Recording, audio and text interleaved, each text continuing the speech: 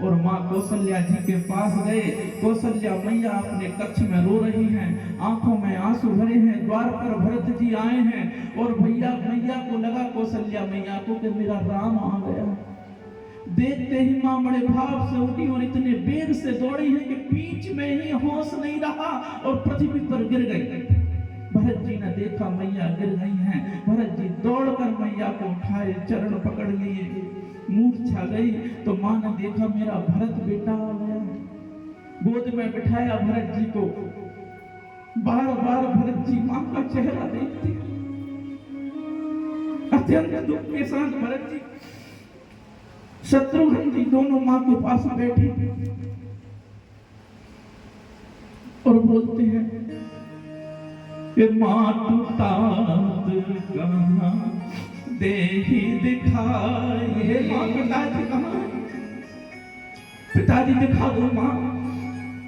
ओ कहाँ सिया राम लखन दोई भाई, कहाँ सिया राम लखन दो भाई, और दादू कहे देहि दिखाई, कहाँ सिया राम लखन दो भाई।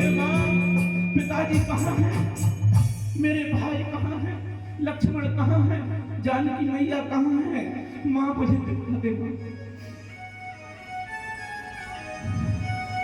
इस द्रौपद में कोई मेरे जैसा अभागा नहीं है माँ। आज मेरे कारण पिताजी नहीं रहे, भैया को बन जाना पड़ गया। मैं बहुत अभागा हूँ माँ। बार बार भरत जी कहते हैं, माँ तू तात कहाँ दे ही दिखाई, पिताजी को दिखा दे माँ। वो कहाँ सिया राम लखन दो भाई, मेरे दोनों भाई कहाँ हैं?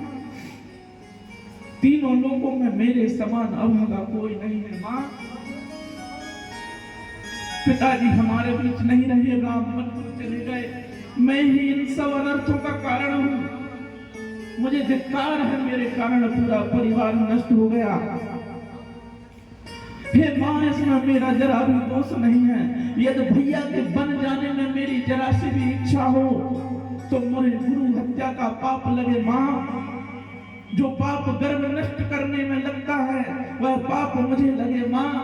भरत जी लगे पाप गिनाने, 28 प्रकार के पाप गिनाए हैं। बोले ये सारे पाप मुझे लग जाएं यदि मेरा इसमें तनिक भी दोष हो तो।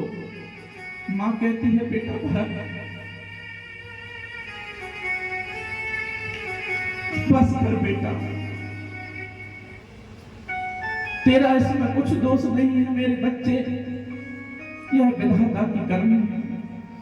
फिर भी भरत जी कहते हैं माँ मुझे तो लगता है पिताजी ने सोचा होगा कि इस पापी का चेहरा देखूंगा, इसकी वजह से मेरा राम मेरे लक्ष्मण सीता जी बन गए हैं, इससे पहले ही उन्होंने प्राण त्याग दिए माँ।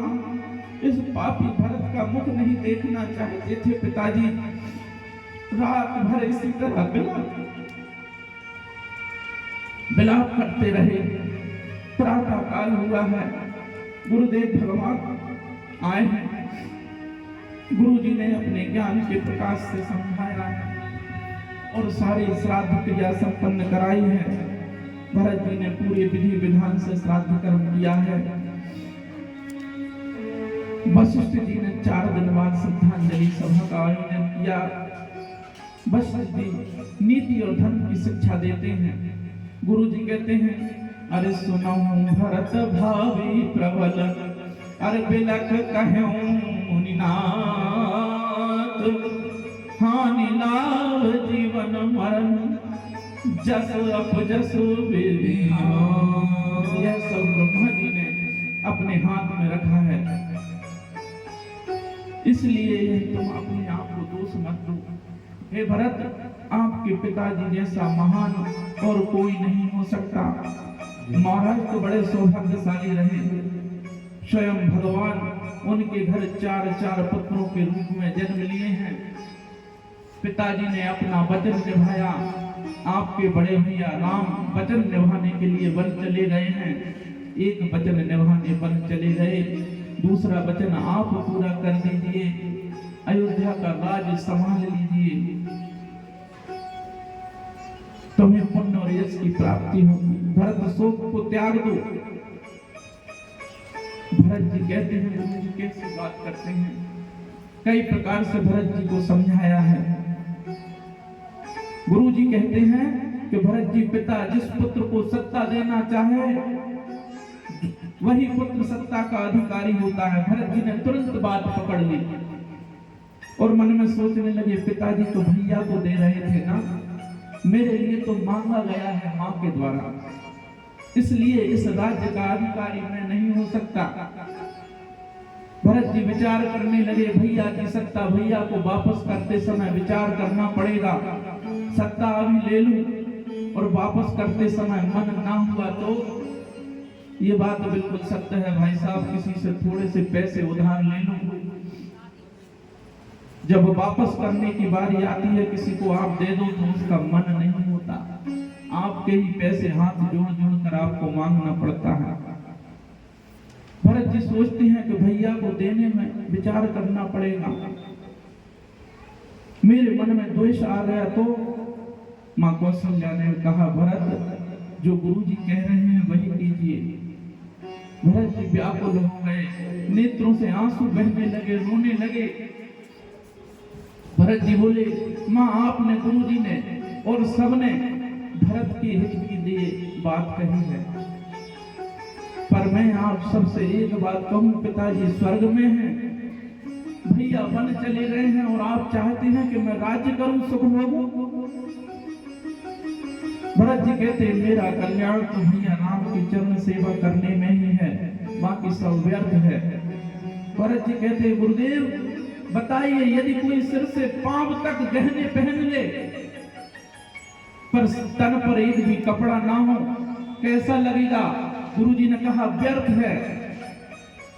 अच्छा गुरुजी मन में वैराग्य ना हो और ब्रह्म पर चर्चा करें, गुरुजी ने कहा व्यर्थ है। शरीर में रोग हुआ हो और 56 प्रकार के भोजन किए जाएं, गुरुजी बोले व्यर्थ है। भरत जी बोले हृदय में प्रेम ना हो और जब तप होम दान किया जाए, गुरुजी बोले बिना प्रेम के किया गया जब तप दान सब व्यर्थ है। अच्छा गुरुदेव सुंदर शरीर हो और शरीर में प्राण ना हो, गुरुजी बोले प्राण के बिना शरीर व्यर्थ है। भरत जी कहते हैं वैसे ही राम के बिना ये भरत व्यर्थ है। गुरुदेव ये अयोध्या मेरे लिए व्यर्थ है, ये राजपद मेरे लिए व्यर्थ है। अरे सरोज शरीर बाद बहु भोगा, सरोज शरीर